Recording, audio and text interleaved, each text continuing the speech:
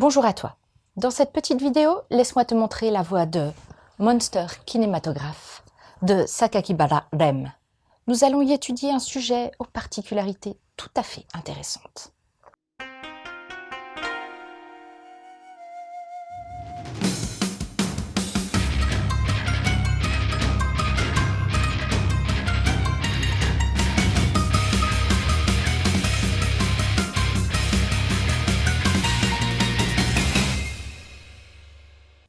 Ce sujet, c'est Mademoiselle Mamiya. Et sous l'apparence ordinaire de cette jeune femme se cache une aptitude tout à fait extraordinaire. Sous l'effet d'une stimulation émotionnelle appropriée, colère, excitation, elle se transforme en monstre gigantesque. Son métabolisme lui permet une transformation toutes les 12 heures. Imaginez une sorte de dragon robuste couvert d'une cuirasse écailleuse, doté de griffes acérées, d'une queue puissante. Une arme redoutable, un atout pour l'armée japonaise en 1944 et une aubaine pour le cinéma de science-fiction. Désormais, on l'étudie dans un centre gouvernemental de recherche en biologie. Et elle est placée sous la surveillance de M. Nakajima, qui s'assure qu'elle ne crée aucun trouble à l'ordre public. Les recherches dont elle fait l'objet sont précieuses. Et dire qu'elle aspire à être acceptée telle qu'elle est et à avoir une vie ordinaire. La bonne blague.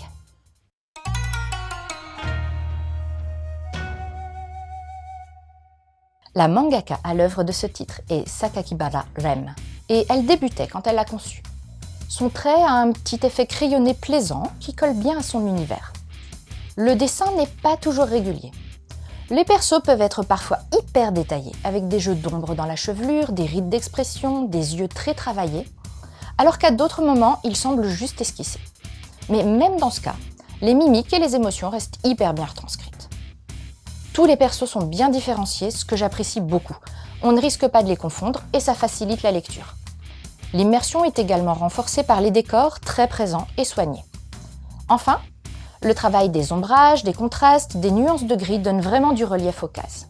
En bref, même s'il y a beaucoup d'irrégularités, j'ai globalement beaucoup accroché au dessin de ce titre. En ce qui concerne le Nemu, il est riche et pertinent.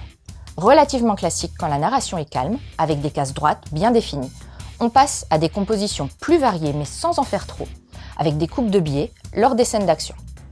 De grandes cases viennent également appuyer les temps forts du manga. J'ai beaucoup apprécié le travail de composition des cases et les choix des angles de vue. Les plongées et les contre-plongées, les gros plans et les plans de détail sont habilement utilisés, ce qui donne un petit côté cinématographique et au-delà de ça, permet au lecteur de s'imprégner des situations et des émotions. Ce bouquin est typique de l'édition Black Box, format un peu plus grand, couverture cartonnée à rabat, papier de belle qualité qui sent trop bon le livre neuf. Oui, je suis un peu fétichiste des bouquins. Et impression nickel. La couverture est fidèle à l'original et je la trouve plutôt réussie. L'effet tableau peint tout en nuances, les tons orangés, l'expression dans le regard de Mamiya lui confère une belle chaleur. Il n'y a pas de jaquette, format Black Box oblige, mais l'éditeur a choisi de publier en fin d'ouvrage la petite scénette sous jaquette originale, ce qui reste sympa même si ça peut pas avoir le même effet. On trouve aussi une postface dans laquelle la mangaka se confie sous la forme d'une lettre envoyée à ses personnages. Elle nous dévoile ses émotions face à la publication de son histoire et ses sources d'inspiration.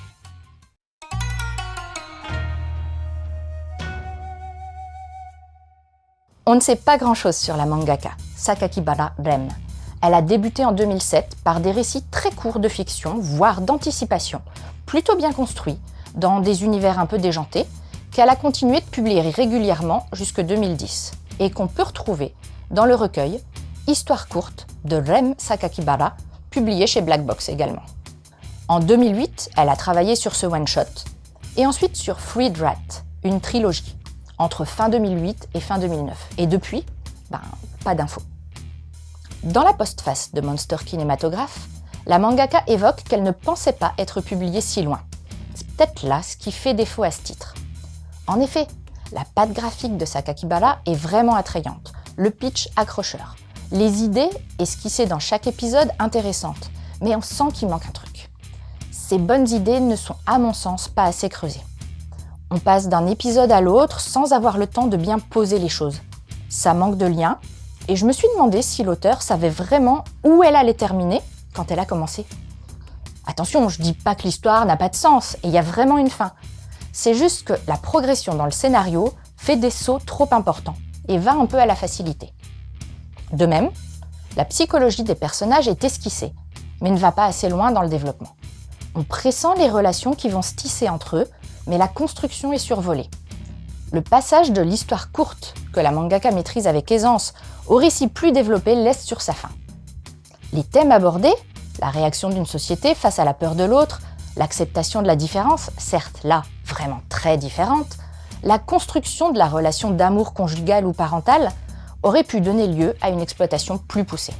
Mais on sent quand même qu'il y a un potentiel chez cet auteur, et je suis vraiment tentée de lire plus en détail ce qu'elle a fait d'autre, notamment Freed Rat. Publié en France avant Monster Kinématographe, c'est pourtant un titre qu'elle a écrit juste après, et elle s'est posée sur 3 tomes, ce qui lui a peut-être permis de développer ce qui faisait défaut à son one-shot. Si tu veux retrouver l'ambiance graphique et l'univers cinématographique abordé dans ce manga, je te conseille de regarder le film Godzilla de 1954 de Honda Hishiro. On pense aussi forcément au personnage de Hulk qui, comme Mamiya, se transforme au gré de ses émotions et a bien du mal à trouver sa place et à se faire accepter sans se faire exploiter. Tu peux retrouver l'intégrale dans une nouvelle édition parue en 2018 chez Panini Comics. Enfin, côté manga quand même, tu peux aussi, comme moi, aller découvrir la série Freed Rat que la mangaka a travaillée juste après Monster Kinématographe, où l'on croise de nouveau une héroïne aux capacités de transformation. Et voilà, c'était Edaria. J'espère que cette petite chronique t'aura plu et surtout donné envie de lire Monster Kinématographe. Ah, c'est presque l'heure de la prochaine transformation. Je dois retourner travailler, je te laisse et surtout, continue de suivre la voie du manga.